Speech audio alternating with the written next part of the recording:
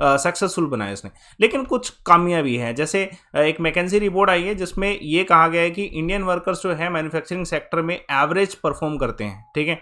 और इस अगर कंपेयर किया जाए थाईलैंड और चाइना से तो उस हिसाब से देखा जाए तो लेस प्रोडक्टिव हैं, ऐसा इसका डाटा का कहना है। और बहुत सारी चीज़ें ऐसी हैं कि स्किल्स की कमी है, इस वजह से होता भी है। आगे बढ़ने से पहले इस क्वेश्चन का आंसर बताइए, फूड एंड एग्रीकल्चर ऑर्गेनाइजेशन कहाँ पे लोकेटेड है? तो आंसर इस क्वेश्चन का आप कमेंट बॉक्स पे बताइएगा। चलिए मेक इन इंडिया के बारे में जानते हैं। 2014 में इसको लॉन्च किया गया था, कंट्री में मैन्युफैक्चरिंग को बढ़ाने के लिए, इन्वेस्टमेंट को बढ़ाने के लिए। इनिशिएटिव इसलिए था कि जो इन्वेस्टर हैं इंडिया में पार्टिसिपेट कर सके न्यू इंडिया को बनाने में।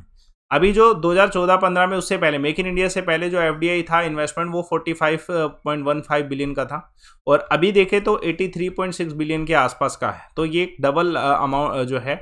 उसके अलावा कुछ कमियां ये कि शेल कंपनीज जो हैं वो इन्वेस्टमेंट करती हैं तो उसका कुछ फ़ायदा इंडिया को होता नहीं है, वो डायरेक्टली ब्लैक मनी इन्वेस्ट हो रहा है। तो बहुत सारा अमाउंट ऐसा भी होगा जो कि एक दिक्कत की बात है।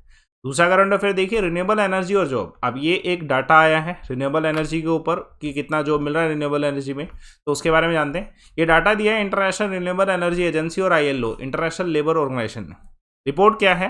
Renewable energy and job annual review 2022, ये रिपोर्ट है। इसके अनुसार 7 लाख न्यू जॉब जो है रिन्यूएबल एनर्जी सेक्टर में क्रिएट हुई है सिर्फ और सिर्फ 1 साल में। अच्छा क्वेश्चन है, बन सकता है। आगे बढ़ने से पहले यहाँ पे भी एक क्वेश्चन बताएं, 5 permanent member United nation security council के कौन है? डिटेल में आप इसका आंसर कमेंट बॉक्स में लिखिए। चलिए रिन्यूएबल एनर्जी के बारे में समझते हैं। आज के समय में डाटा देखें, डाटा के अनुसार ही बता रहा हूँ जो आया है। 12.7 मिलियन पीपल जो है 2021 में जो है रिन्यूएबल एनर्जी सेक्टर में आए हैं। 20 में जो है 2020 में 2020 का देखा जाए तो 12 मिलियन थे, थोड़ा सा ही इंक्रीज हुआ है लेकिन डाटा तो है, ठीक है। देखिए 2/3 जिसमें एशिया में है, चाइना में ही सिर्फ 42% ग्लोबल टोटल का जो है रिन्यूएबल एनर्जी सेक्टर में लोग जॉब कर रहे हैं। फिर ब्राज़ील में आता है, फिर यूएसए में आता है। इवन जो है इंडिया में और यूएसए में दोनों में सेम है, रिन्यूएबल एनर्जी पे जॉब करी जा रही है।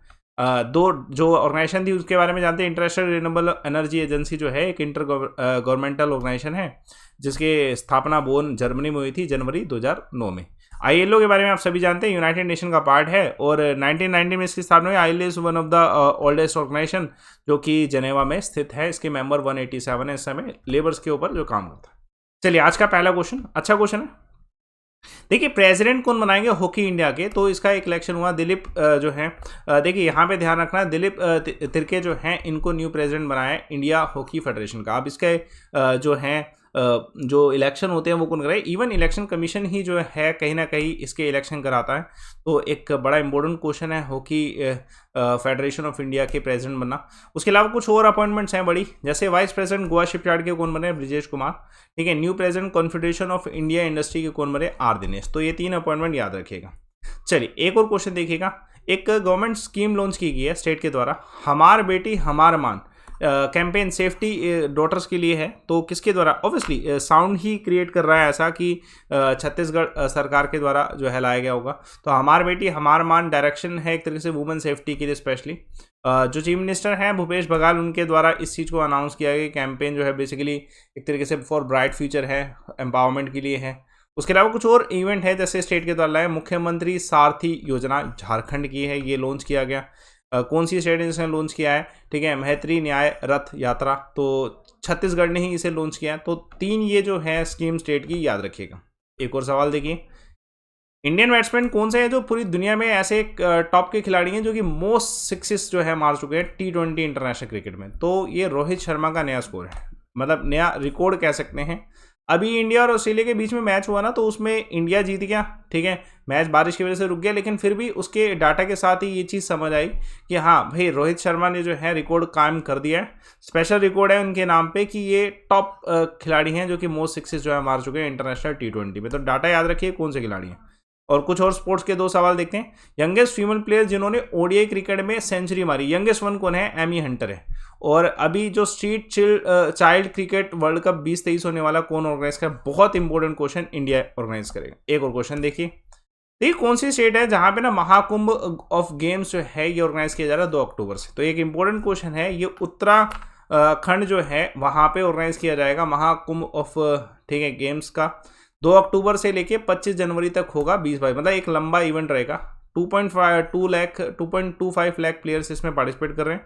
कंपटीशन जो है न्याय पंचायत और ब्लॉक डिस्ट्रिक्ट स्टेट लेवल पे हर एक लेवल पे होने वाला है, ठीक है। महाकुंभ इसलिए भी क्योंकि ट्रेडिशनल गेम्स जैसी इंडिया की gulli danda and all, tug of war, ये सब जो है इस गेम का हिस्सा बने वाले। अच्छा क्वेश्चन है। देखिए एक और स्पोर्ट्स का question, national sports climbing championship कहाँ पे ऑर्गेनाइज की गई थी? तो उत्तराखंड ने ऑर्गेनाइज करी थी। यूनियन मिनिस्ट्री अमित शाह जो हैं जिन्होंने फाउंडेशन स्टोन रखे ओलंपिक लेवल स्पोर्ट्स कॉम्प्लेक्स के, वो कहाँ पे? तो अहमदाबाद में। गुजरात में बहुत कुछ बन रहा है। एक और सवाल देखिए, फर्स्ट चेयरमैन कौन अपॉइंट किए गए हैं पाम ऑयल अलायंस के? तो ध्यान रखिएगा अतुल चतुर्वेदी जी जो हैं इसके जो है प्रेसिडेंट अपॉइंट किए गए हैं, ठीक है। तो इसके अलावा जो है ये president solvent extractor association of India जो है और प्रेसिडेंट ऑफ प्रथम एपीओ के भी हैं, तो एक अच्छी पोस्ट इनकी पहले से ही है। देखिए एडिबल ऑयल ट्रेड एसोसिएशन के 5 पाम ऑयल में ऑयल इंपोर्टिंग कंट्रीज के नाम भी पता होना चाहिए साउथ एशिया के। इंडिया, पाकिस्तान, श्रीलंका, बांग्लादेश और नेपाल है। इन्हीं के द्वारा जो है ये अनाउंसमेंट की गई, ठीक है। एक बड़ी अनाउंसमेंट है, ठीक है। उसके अलावा देखिए अपॉइंटेड जीआरडीओ के नए चेयरमैन कौन है? समीर वी कामत को बनाया गया। उसके अलावा new executive director international IMF के कौन अपॉइंट किए? कृष्णमूर्ति सुब्रमण्यम, है ना।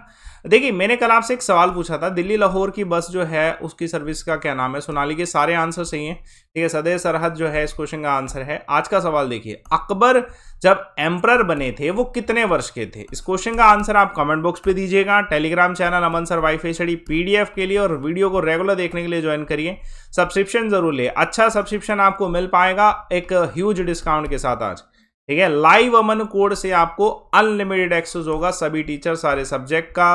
कोड यूज करिए और सब्सक्रिप्शन लीजिए कोड यूज करके, लाइव अमन, ठीक है। बेनिफिट उठाइएगा। एसएससी, रेलवे एंड अदर्स जितने भी एग्जाम्स हैं सभी आप यूटिलाइज कर सकते हैं। सेशन को लाइक करिए, शेयर करिए, चैनल को सब्सक्राइब करिए। Thanks lot for watching.